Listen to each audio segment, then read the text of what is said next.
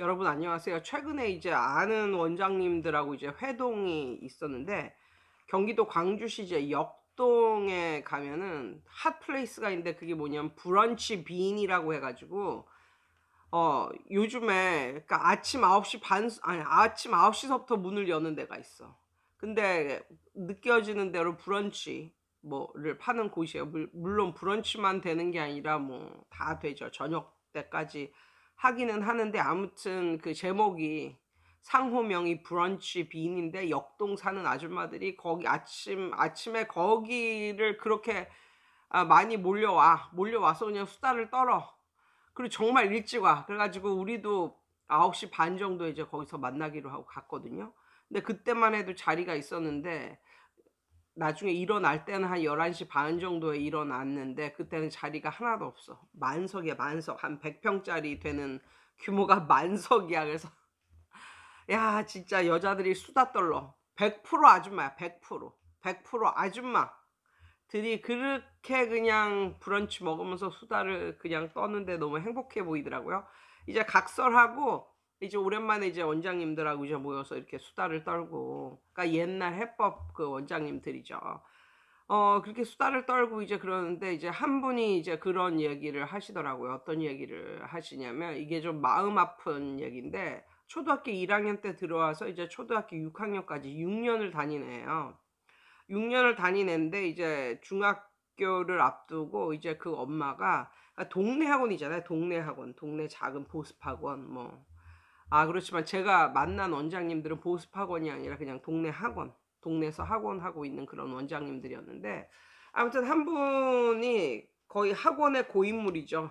초등학교 1 학년에 들어와서 6 학년까지 있었으니까. 근데 이제 아 그 엄마가 어느 날 그 정상어학원이라고 하는, 그러니까는 거의 우리나라를 대표하는 이제 그런 데가 이제 정상어학원 아니면 옛날에 제가 있었던 DYB 최선어학원 뭐 이런 식으로 항상 정상 옆에는 최선이 있더라고요. 어딜 가나 요즘에는 신도시 같은 데 가도 정상 옆에 최선이 있고 그 중간에 뭐가 있는지 알아? 페르마 수학학원.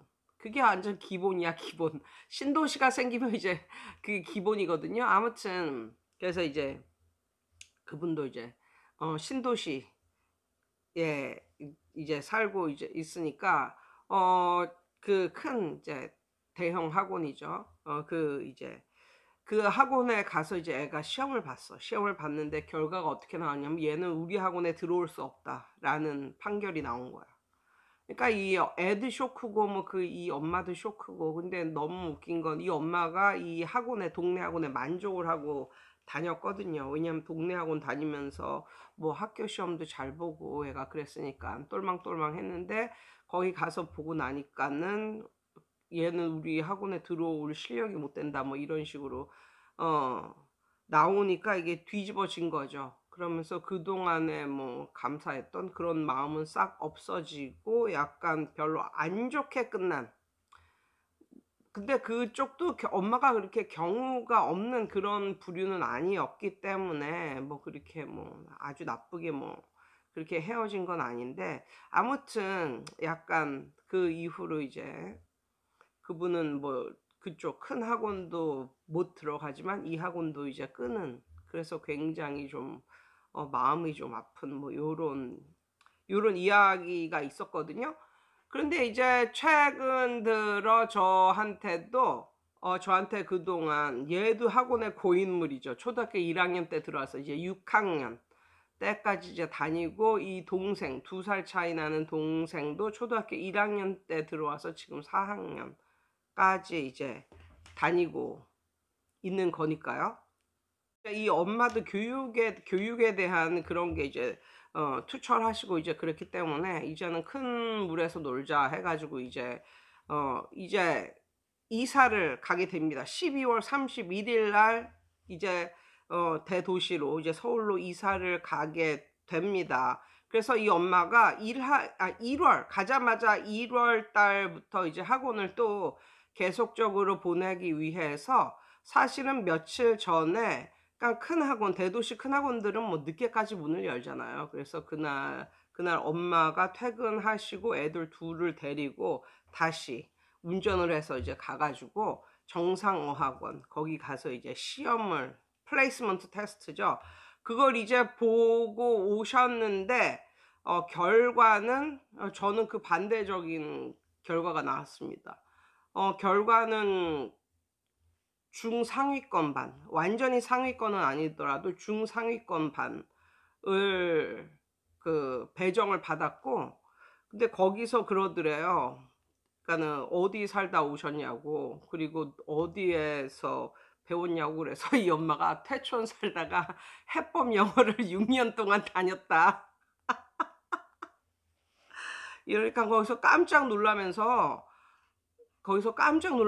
굉장히 좋은 결과가 좋게 나왔다고 그러면서 의아해 하더래요. 그 학원도 아니고 해법 영어 다니던 애가, 그것도 촌에서 학원도 아니고 해법 영어 다니던 애가 시험을 봤는데 이제 중상위권이 나와서, 그래서 이 엄마는 흡족해 하셨고, 그 둘째 막둥이 4학년짜리도 걔도 이제 괜찮은 점수가 나온 거예요. 이렇게 해서 내용을 보니까 듣기하고 독해는 다 맞았답니다. 듣기하고 독해는. 그런데 문법을 좀 틀렸다고 그러더라고요. 문법을 한 반 정도 틀렸나? 시험을 보는데 아무튼 그래서 그 어머니는 일단은 만족이죠, 만족. 왜냐하면 저희 이런 한 7-8년 전만 해도 뭐 어떤 일이 종종 있었냐면, 여기가 지금 광주의 외곽이거든요. 외곽의 시골스러운 동네인데, 여기서 이제 광주 시내에 있는, 그것도 큰 대형 학원도 아니고 그냥 일반 그냥 동네 학원 같은 그런 분위기 나는 그런 데를 들어가려고 시험을 봐도 허가가 안 났다는 거, 못 들어갔다는 거예요. "얘 정도 실력에 우리 학원에서 공부를 할 수가 없다." 이러면서. 그래서 그때만 해도 이 광주 시내에 들어가기 위해서, 광주 시내에 있는 학원을 다니기 위해서 그거를 준비해 주는 학원이 퇴촌에 있었습니다. 그래서 타이틀로 내건 게 그런 거예요. "광주 시내에 있는 학원에 들어갈 수 있게 준비를 시켜 준다." 뭐 이런 식으로. 그런 곳인데, 여기가 그런 곳인데, 여기에서 이제 그것도 뭐 엄청 뭐 대단한 뭐 그런 데도 아니고 해법 영어를 다녔는데 거기 가서 중상위권 그런 실력이 나왔다는 것은 정말 걔네로서는 정말 깜짝 놀랄 일이고, 정말 그런 일이 일어난 거죠. 그런데 음 그래서 그 어머니는 대단히 만족을 이제 하셨습니다. 그동안 너무너무 잘 배웠다고. 그리고 저는 걔가 이제 떠나서 저도 너무 좋습니다. 왜냐하면 뛰어난 애들은 큰 물에서 놀아야 돼요. 시골에서 굳이 그렇게 뭐 시골에서 살 이유는 없는 것 같고, 그리고 앞날이 창창한 애들인데 빨리빨리 보내야죠, 빨리빨리. 예, "대도시로 가서 경쟁력 있게 살아라." 이렇게 하기를 저도 이제 원하거든요. 그런데 그러면 제가 그래서 그 원장님한테 "이렇게 애들을 가르쳐 봐라." 이렇게 말을 했는데, 제가 애들을 엄청나게 열심히 가르치거나 그런 게 절대 아니라, 저는 애들을 가르치는 데 있어서 이런 생각을 해 봤습니다. 어떤 생각을 해 봤냐면, 듣기하고 독해력이 굉장히 중요하고, 문법은 여러분도 알겠지만 이게 예외적인 게 굉장히 많아요. 그리고 도치도 굉장히 많고, 그래서 이게 원어민도 이 문법이 이게 맞나 저게 맞나 이게 헷갈려하는 그런 상황 속에서 단지 문법을 위한 그 문법 시험 문제는 거의 이제 앞으로는 거의 안 나온다. 지금 수능에서도 그렇지만 문법을 위한 문법 시험은 거의 안 나온다. 가장 중요한 것은 독해력이다, 독해력. 그리고 두 번째로 중요한 것은 듣기다. 뭐 이렇게. 물론 독해력이 있으려면 이제 단어도 외우고 이제 그래야겠지만, 모든 학생들이 "난 문법을 못해요." 그러면서 "문법 때문에 틀렸어요." 이렇게 말하지만, 그걸 이렇게 놓고 보면 걔는 문법이 약한 게 아니라 다 약하다. 단어도 약하고 뭐 강한 게 없다. 강한 게 없는 애들이 뭐 틀리면 자기는 "문법 때문에 틀렸어요." 뭐 이렇게 말을 하는데, 그게 결코 아니다. 그리고 문법이라고 생각하지만 그게 나중에 이렇게 들여다보면 관용어구가 굉장히 많다. 관용어구. 관용어구를 많이 외우는 애들이 독해를 잘한다. 뭐 이런 식으로 말씀을 이제 드려 보겠고요. 그래서 저 같은 경우는 예전에 제 영상에서도 말했지만 이제 5 학년만 넘어가면 해법 영어 그거를 하면서도 5 학년만 넘어가면 시중 교재로 돌렸습니다, 독해를. 그래서 3 종을 돌렸는데 어떤 거로 돌렸냐면 리더스 뱅크, 주니어 리딩 튜터, 1316 팬클럽 이걸 돌렸습니다. 그러니까 왜 그 3 종을 이렇게 돌렸냐면 하나 끝나고 나서 다음 단계로 올라가는 거는 너무 어려워져요. 이게 팍팍 어려워지거든요. 그러면 얘네가 혼자 이렇게 하는 시스템인데 이게 팍팍 높아져 버리면 얘는 할 수가 없는 거야. 그래서 요거 한 권을 끝나면 그것과 비슷한 다른 거 한 권을 또 끝내고 이거 다 끝나면 그것과 비슷한 다른 거 한 권을 끝내고 그리고 나서야 한 계단 올라가는 이런 식으로 했고 저는 애들이 그 독해를 하는 데 있어서 거기에 나오는 단어를 보면 한글 뜻을 말할 수 있는 그 정도로만 연습을 시켰고 독해를 얘가 어떻게 이걸 갖다가 머리로 자기 자신의 머리로 이걸 갖다가 어떻게 독해를 풀었는지는 모르겠지만 독해 숙제를 내준 적도 없고 그냥 여기 와서 그냥 즉석으로 단어 외우고 푸는 건데 독해를 다 맞으면 굳이 해석을 안 해줬습니다. 다 맞으면 그냥 동그라미 크게 치고 다음 거로 넘어가는 거예요. 그러다가 이제 틀린 게 있으면 처음부터 끝까지 해석을 하는 게 아니라 그 틀린 거에 대한 것만 확실하게 임팩트 있게 딱 말해주고 넘어갔습니다. 이런 식으로.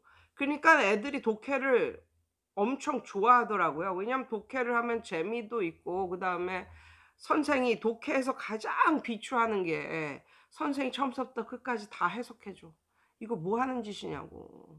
야, 얼마나 지루하겠어 그걸. 선생이 그렇게 하지 말라니까요. 그냥 걔가 틀린 것만 딱 중요한 것만 아니면은 요즘에 독해가 어떻게 돼 있냐면 단어 외우는 거 돼 있고 푸는 거 돼 있고 문제 푸는 거 돼 있고 왼쪽 밑에 거기에서 중요한 문법 사항이나 관용어구가 딱 하나가 나와. 그것만 숙지시켜라. 그것만 확실하게 숙지시켜라. 그래 가지고 이제 독해를 그렇게 한 거예요. 그랬더니 뭐 지금 4학년의 정도가 주니어 리딩 튜터 2 정도 풀고 있고 그다음에 6학년이나 중학교 1학년 들어가면 이제 주니어 리딩 튜터는 끝나고 이제 주니어 자펜 리딩 튜터를 해석을 풀고 있고 근데 이게 푸는 게 굉장히 중요한 거예요. 왜냐하면 푸는 게 없이는 얘가 이걸 갖다가 다 이해를 했는지를 모르잖아요. 그러니까 푸는 게 정말 중요하다니까요. 그래서 그런 식으로 저는 했습니다. 뭐 목이 터지게 설명을 한 것도 아니고 그냥 시험 했어요. 그냥 이거 다 맞았으면 동그라미 쳐주고 다음 거 해라 뭐 이러고 그랬는데 스스로 자체적으로 그냥 독해력이 이렇게 높아져 가더라고요, 애들이. 그리고 문법도 그래요, 문법도. 문법을 얘가 그 한글로 막 투부정사다, 뭐 주어다, 목적어다, 보어다, 뭐 분사구문이다, 한글로 이렇게 해주는 것이 아니라 그게 문장 속에서 어떻게 쓰이는지 체득을 시켜야 되는데 이게 한글을 요즘 애들이 잘 몰라요. 책을 많이 안 읽어가지고. 그래서 아무리 목이 터져라 설명을 해도 못 알아들어. 그러니까 그런 애들을 데리고 문법을 그렇게 가르치는데 걔네가 알아듣겠냐고. 차라리 문장을 통해서 문장을 많이 접해 봄으로써 자신도 모르게 이렇게 터득을 하는 그런 쪽을 저는 이제 택했거든요. 그리고 애가 단어적인 그런 능력이 없으면 단어와 독해력이 없잖아요. 이 문법을 배웠어도 이 문제가 이 문법을 응용해서 나온 문제라는 걸 몰라. 매치가 안 돼. 그냥 이거 문법은 이거에서 그냥 끝나는 거야. 이것과 이게 이렇게 매치가 된다는 사실 자체를 애들이 몰라. 예, 그래 가지고 저는 이렇게 했고, 애들이 많이 틀리는 게 이제 너무나 애들이 나무만 보는 그런 습관이 있는데, 대부분은 숲을 보는 과정에서 틀립니다. 그러니까 뭐냐면 문장 하나하나 해석하기보다는 문장의 흐름, 문장의 흐름. 여기서 문장이 이렇게 시작했는데 중간에 반대적인 의견이 나와서 이렇게 흘러가는 것. 아니면 어떤 문제가 초반에 이제 등장했는데 그 문제에 관한 얘기가 1 번, 2 번에 이렇게 나오고 괄호가 쳐져 있고, 또 그 문제에 의해서 생기는 그런 문제가 또 나와. 그럼 이 괄호에 뭐가 들어가겠냐? 뭐 그러니까 문장의 흐름, 뭐 이런 걸 애들이 틀리거든요. 그러니까는 이 한 문장 한 문장 해석은 잘하는데, 이 맥락의 흐름, 글의 흐름을 잘 파악 못해서 틀리는 애들. 그런 애들의 대부분은 이제 많은 문장을 못 접해 본 애들. 영어로 된 이런 뭐 독해집이랄까 뭐 이런 걸 많이 못 풀어본 애들한테서 이제 나타나는 거거든요. 그런 애들이 한 문장 한 문장 해석은 되는데 문장의 흐름을 뭐 나타내는 그런 문제에서 틀린다든가 뭐 그런 식입니다. 그래서 뭐 문장 나열 뭐 이런 것도 틀리고, 이 속에 어떤 접속사가 들어갈까 뭐 이런 것도 틀리고 뭐 이러는데, 아무튼 선생은 엄청 편하게 이렇게 가르치면서 애들의 독해력은 엄청 상승시킬 수 있는 것, 그것은 많은 독해책을 접해 보게 하는 거예요. 그러면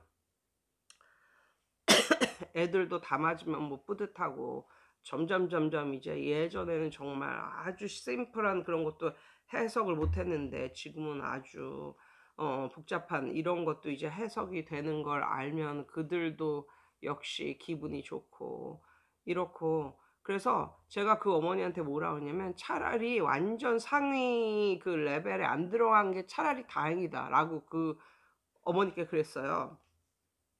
하나님이 도왔다. 완전 상급으로 안 들어간 게 천만다행이다. 이렇게 말했는데, 왜 그러냐면 상급으로 갈수록 요즘 큰 학원에서는 문법을 안 가르쳐. 문법을 안 가르치고 100% 독해로만 하거든요. 100% 독해하고 듣기 정도로 하거든요. 그래서 그나마 너가 상위 그룹이 아니기 때문에 너는 문법도 배우고 이제 그럴 수 있겠다. 뭐 이런 식으로 말을 했는데, 아무튼 많은 선생님들 이런 경험 한 번씩 있으시잖아요. 동네 학원 하면서 애가 우리 학원 잘 다니다가 어떻게 뭐 큰 학원 가서 레벨 테스트 받았는데 얘는 우리 학원 들어올 실력이 안 됩니다. 뭐 이런 식으로 리젝트 당했을 때 얼마나 그 속을 모르는 그 엄마는 여태까지 내가 뭐 한 짓인가 뭐 이런 식으로, 배신당한 건가 뭐 이런 식으로 속은 건가 저 선생한테, 뭐 이런 마음이 들 수도 있고. 선생은 열심히 가르쳤는데, 그리고 원래 큰 학원 시험이 다 맞는 애들이 없고 원래는 다 못 보게 만들어 놨어요. 못 보게 만들어 놔야 발등에 불 떨어졌다고 생각을 하고 이제 그 학원 들어가는 거니까. 그러니까 너무 뭐 이렇게 테스트 결과 때문에 막 뭐 그러지도 마시고, 아무튼 요렇게 공부를 시키면 큰 학원에 가서 테스트를 봐도 괜찮은 성적이 나오더라라는 최근 저의 경험을 토대로 말씀을 드려봤습니까? 봤습니다. 봤습니까는 뭐지? 여러분, 오늘도 좋은 하루 되세요.